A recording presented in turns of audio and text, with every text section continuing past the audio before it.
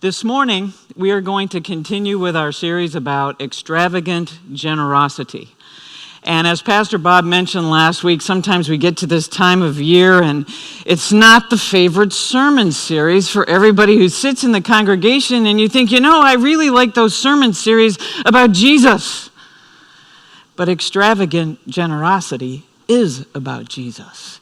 Jesus, who came down to us from the earthly realms in the form of a baby, who gave himself to teaching us about kingdom living, and then who gave himself as a sacrifice to overcome death so we could have life everlasting. What is more extravagantly generous than that?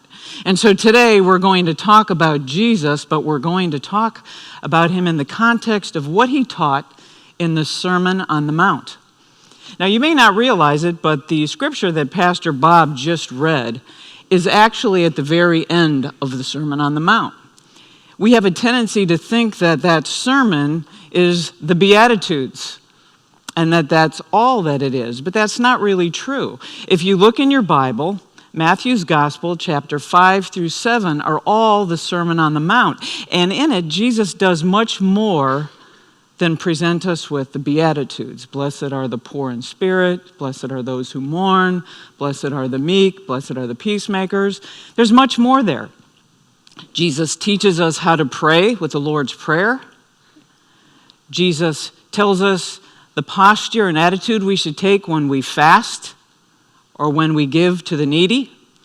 Jesus expands upon the law that was handed down to tell us that murdering is not only killing the body, but that murdering is also using angry words to kill another's spirit. Jesus teaches us the golden rule, and Jesus also offers 4 warnings about destruction if we make choices not to live according to his teaching. And our text today from Matthew chapter 7 is known as the parable of the wise and foolish builders, but it begins with a warning from Jesus when he says, "Therefore everyone who hears these words of mine and puts them into practice." Hears and practices, and if we fail to do that, the house falls with a great crash. So the Sermon on the Mount ends with Jesus telling us that we are to follow what he says, not only hear what he says. And he emphasizes what this means by using a parable about house foundations. And I love that. I love when Jesus takes a little piece of my past, like house foundations, which I heard a lot about as the property appraiser, and suddenly they become part of a message. And I think, God knows how to connect things that I never would have imagined had anything to do with ministry. And a little later on in this sermon, I'm going to talk about a thing that happens to house foundations called sinkholes. And I learned an awful lot about sinkholes when I was the property appraiser, and I never thought they would have anything to do with me being here with you. But they do, and we'll get to that a little bit later. So Jesus warns us if our house is built on a sandy foundation, when troubles come, that foundation will wash away and the house will crash. So for the Christian person, what does a sandy, infirm foundation look like? It's the kind of foundation that stands up just fine when life is good. It's demonstrated by going through the steps of our community religious ritual. We come to church on Sunday morning, we worship for an hour, we sing, we say hi to people, we're happy, and then we go home and we go about our daily living until next Sunday. Our neighbors know we leave on Sunday morning to go to church, so we must be a Christian. But sometimes we're going through the motions when we do that and thinking that our foundation is rock light and built upon Jesus. If that's the extent of our expression of faith, well, that's just a delusion. A firm foundation incorporates doing 2 things: hearing Jesus' words and putting them into practice. That's the first sentence of the scripture Pastor Bob read earlier. Therefore, everyone who hears these words of mine and puts them into practice. We listen and then we do. We learn and then we act. Our Christ-likeness is not only coming to church, it's not only in our heads, it's not only in our prayer life.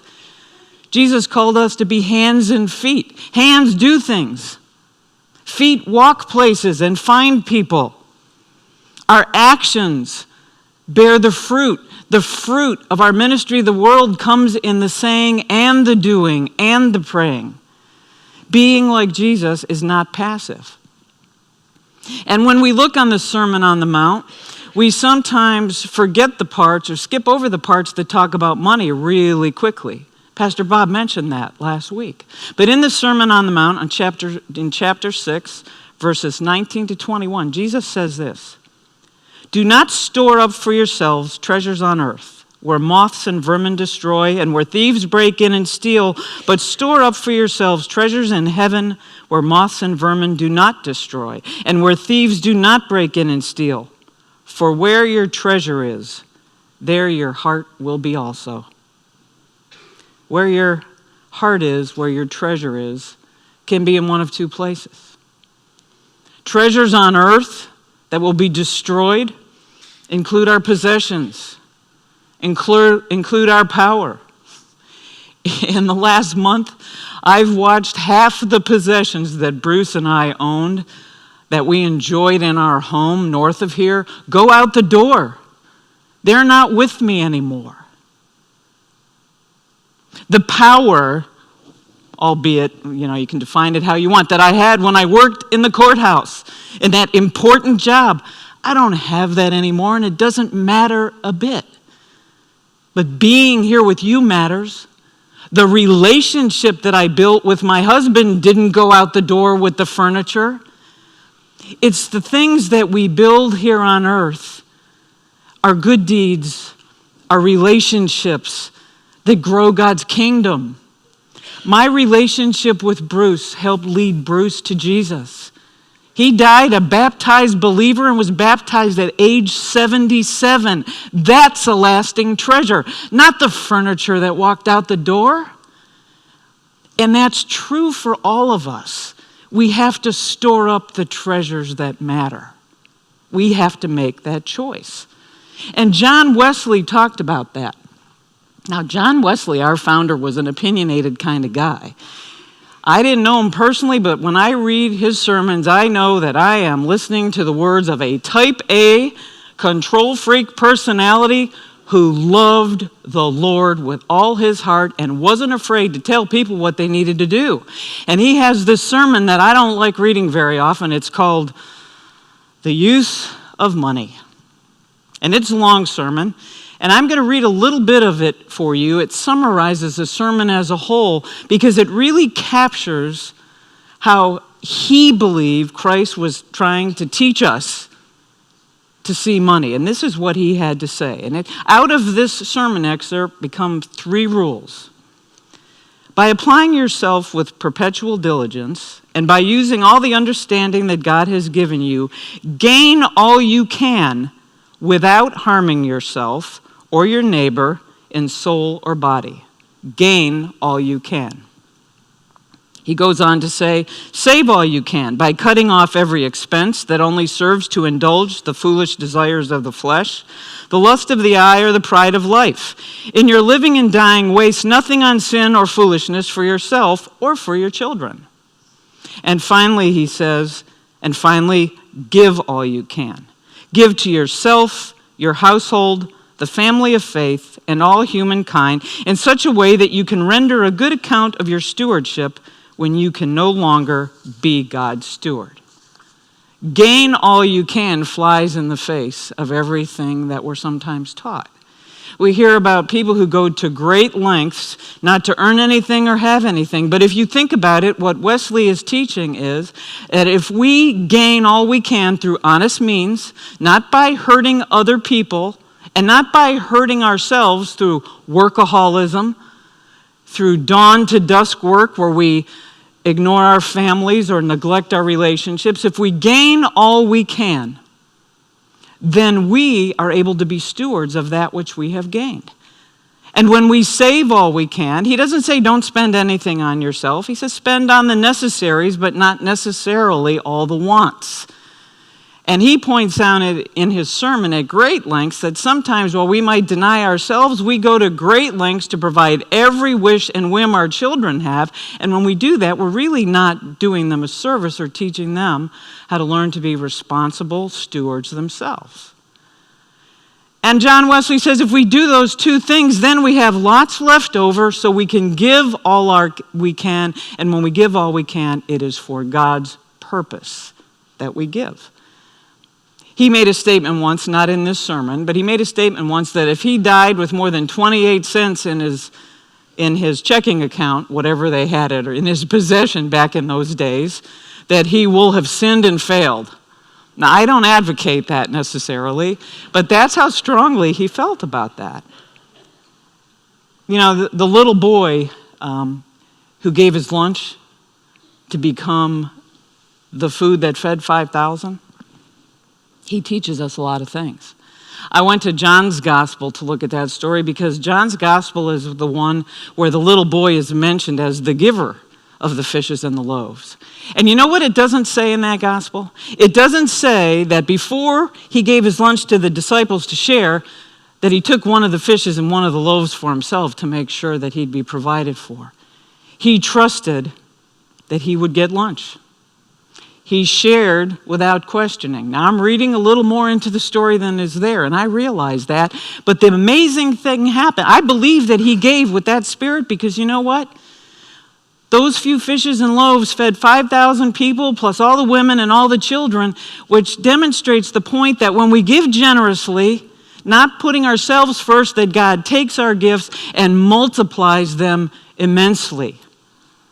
And never is that more apparent to me than when I look at the ministries that we have here at St. Paul.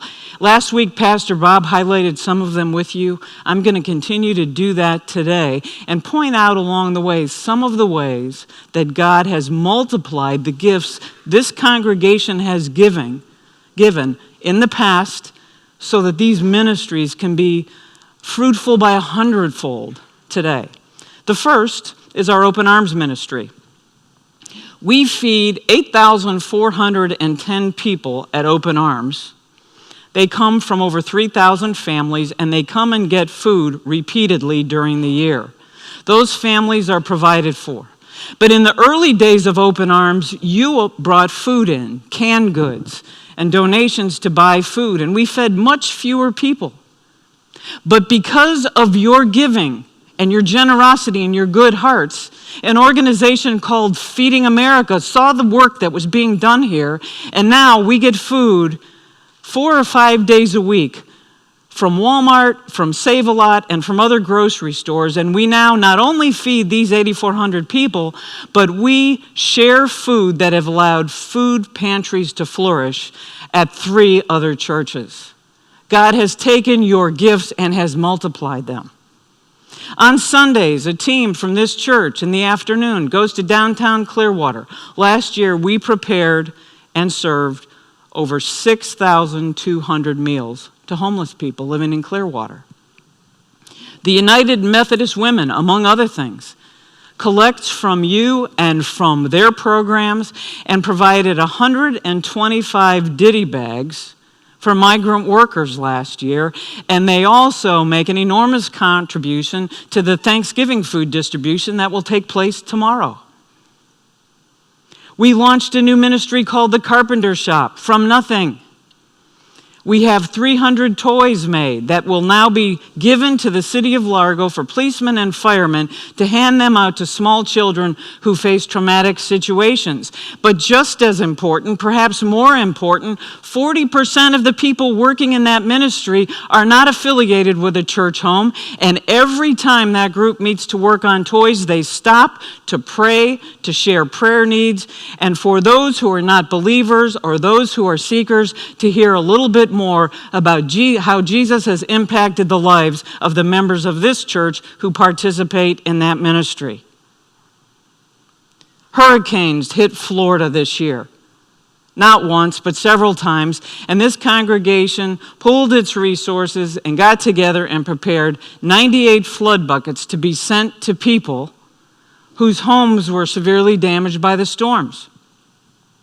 We launched a new ministry this fall called Jumpstart, where middle school students from Largo Middle School who are struggling academically, many of whom come from impoverished homes, many of whom live with their grandparents or in single-family homes, come here and are tutored by high school students from our youth ministry and from the honors programs at Largo High School.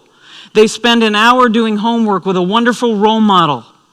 They have dinner and then they play games, and I promise you, we are affecting their lives, because a week ago, one of the little girls who's here, who kind of came here with a chip on her shoulder, she didn't want to be here, looked at her tutor and said, "Oh, we're not going to get together during Christmas time.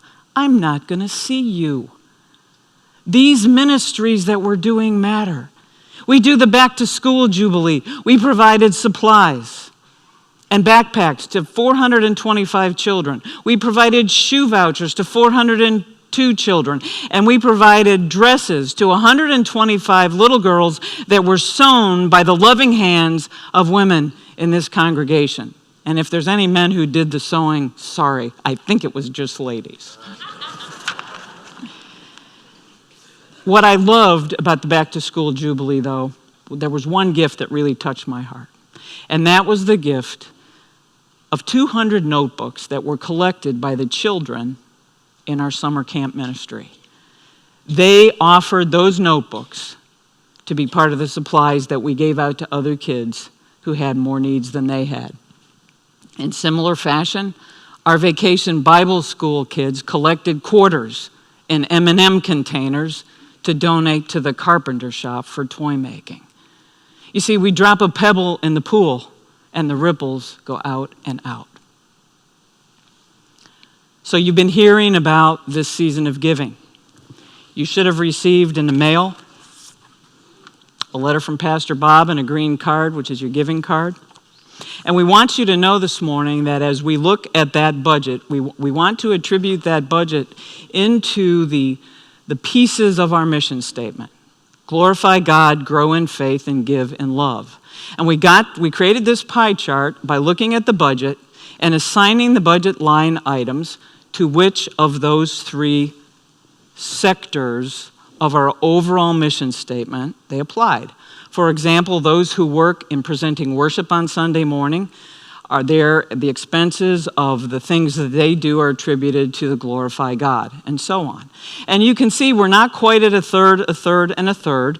The dollar amounts are on there of what portion of the budget goes to each of these. Pastor Bob's time and my time are divided. My time leans heavily toward give and love. Pastor Bob's time leans heavily toward the other 2/3, but we did that with all the staff. And if you have questions about this chart, please feel free to ask. We'll be glad to answer your questions, and Arch will be glad to talk with you about it. But that summed up the $1.6 million budget that we're trying to fund through your pledges. Now, I told you earlier that I was going to talk about sinkholes. And I'm going to talk about sinkholes in kind of an analogy way. You might say I'm going to add a little piece to the parable that we heard about earlier. There was the sandy foundation, and there was the rock-like foundation. But what I learned at the property appraiser's office is that all rock is not created equal. That there are certain kinds of rock, like limestone. If a home is built on limestone rock, and if the water gets to that stone, if the water that seeps down into the ground and gets to that stone where the house's foundation is built, if it is acidic, that the limestone will begin to dissolve, and pockets of openings will appear in it, like caverns that you see in a cave.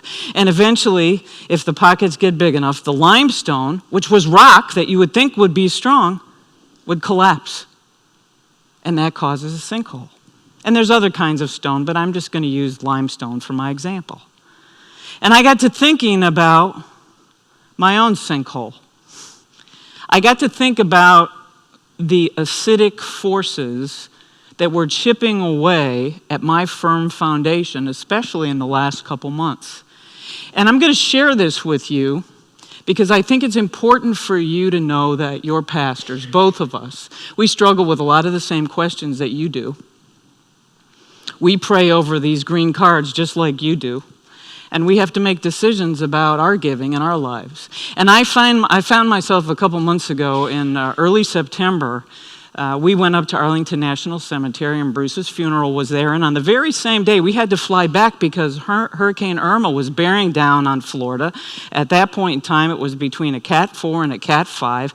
I'm sitting on a plane thinking to myself, great, Pam, for the first time in your life, you've owned 2 pieces of property because you bought a condo because you're going to sell your house to be closer to the church and to downsize and to get rid of some of those possessions, right? So here I am, for the first time in my life, I own 2 houses. One is in a flood zone A and the other's in a flood zone B. And I laugh about it now, but it wasn't funny at the time. I got to really thinking in that day and that time frame and the days that followed about how different my life is. I got to thinking of those things that Pastor Bob talked about last week that we worry about. I had fear. My gosh, I don't have Bruce for the rest of my life. I need to keep more of my money for myself. It's a little bit of acid in the water. Drip, drip, drip, and some limestone dissolves. And then I got to worrying, thinking, well, when I get old, my stepkids are kind of my age, and my sister's kind of my age, and I'm healthier than all of them. I'm going to be the last woman standing. There's not going to be anybody for me, so I need to keep some more for myself. Drip, drip, drip. Worry was affecting me. And then sometimes things happen in grief that we don't like at all. And you can't keep it from happening, even if you're a pastor. The loss that you feel starts to permeate everything that you do. And I start to ask myself questions. Well, St. Paul doesn't have a ministry that deals directly with veterans. And that's what I want. That's my preference. And we do lots of other stuff, but we don't do that. So I'm not going to give what I was going to give. I'm going to set some of it aside to do something else that conforms to my preference, because we don't do veterans ministry here. And the minute I started thinking things like that, my firm foundation, the foundation upon which my faith was built, started to crumble. I started to wonder if I was a fake pastor when I was up here. And I'm being as honest with you as I know how to be. Because we come to this church on Sunday, and we sit in the pews, and sometimes we go home, and that's it. We might be unhappy about a decision that's been made. We might have had a change in our life that causes us fear. We might be sorry over a person who left the staff. And if our response is to withhold our offering, what we need to remember, and what I had to remind myself tearfully, was that I'm not giving my gift to a building, to a pastor, to lay leadership. I am giving my gift to God. And when we give our gifts to God through the local church, we have to demonstrate a certain level of trust. A certain level of trust that our leaders have right hearts, that our leaders decide things for the right reasons. When you have a congregation of 12 or 13 or 1,400 people, we can't do every single ministry. We can't continue every ministry. Ministries have a life cycle, just like we do. They have seasons. We've started new things at St. Paul. Some things that you used to like doing are no longer done. They've been finished for a while. But the work that we need to do in the world goes on. So when you read the Sermon on the Mount, don't skip over the parts about money. Don't skip over the part where Jesus says, where your treasure is, that's where your heart is also. Don't skip over the part where Jesus says, you can't serve 2 masters. You can't serve God and money. Folks, what I'm asking you to do is to build your house on a firm foundation. I want to show you a graphic picture of a house that has a firm foundation. Well, first of all, the one in the front doesn't have a firm foundation. There's two houses in that picture. They're both on sand. The first house was built on sand. The storm came. The foundation was washed away, and you can see the house. But right behind it, there's a house that's on the same beach. But it was constructed without limestone. It was constructed with pilings reaching down to the bedrock. And so I want to show you what that looks like. This is a construction photo about building foundations. That house that you see there, you see the layer right under the house? It's kind of tan. That's like sand. And right under that, there's some rock. It's kind of the middle color brown. That's like limestone. It can dissolve. But there's pilings that sink down all the way into the dark brown, and those pilings reach down to the bedrock and provide the firm foundation. And those pillars in the life of those who not only hear Christ's word, but who do what he says we are to do, then their lives are built on pillars of love, tolerance, humility, trust, joyfulness, even joyfulness in times of grief, obedience, and last and certainly not least in this season, generosity. If you build your life on those things that Jesus taught, and you will find every one of them addressed in the Sermon on the Mount, then when the storms of life come, when the unexpected grief takes you over, when you find out that you're sick and that maybe you're terminally sick, when you find out that a loved one is terminally ill, when you lose your job, when you lose your home, when an important relationship falls apart, if your home is built in that way, yes, you will still grieve. Yes, you will have sorrow. But your foundation won't collapse. That's what the parable of the wise and foolish builder teaches us. I know that I needed to make some adjustments in my attitude, and I have. I'm working on it. I'm not there yet. I've prayed over this card, and as I said, I'm going to go away for Thanksgiving, so I'm not going to be here with you next week when we dedicate these cards. So I'm going to take this card today, and I'm going to put it in the offering plate, because I will be with you in spirit next Sunday as you make your decisions and present your commitment cards to God. I hope you will pray about it. I have spent an awful lot of time in the last month wrestling with what I was going to do, and I'm going to make some changes. There's some things I used to spend money on I'm not going to spend money on anymore. I'm not going to be a member of a country club, and I'm not going to go get my nails done every 2 weeks and all that stuff. I mean, there's things we do, and that's not a criticism of anybody here who does those things. For me, I could let them go. I'm asking you to pray about your life, your giving, and your foundation. My foundation was kind of like limestone. I'm trying to rebuild it on bedrock. You help me do that every week, and I'm grateful for that. When Paul wrote his first letter to Timothy, he told Timothy that when he was teaching the believers, he needed to teach them certain things. And this is what he said. Command those who are rich in this present world not to be arrogant, nor to put their hope in wealth, which is so uncertain, but to put their hope in God, who richly provides us with everything for our enjoyment. Command them to do good, to be rich in good deeds, and to be generous and willing to share. In this way, they will lay up treasure for themselves as a firm foundation for the coming age, so that they may take hold of the life that is truly life. Wise builder or a foolish builder?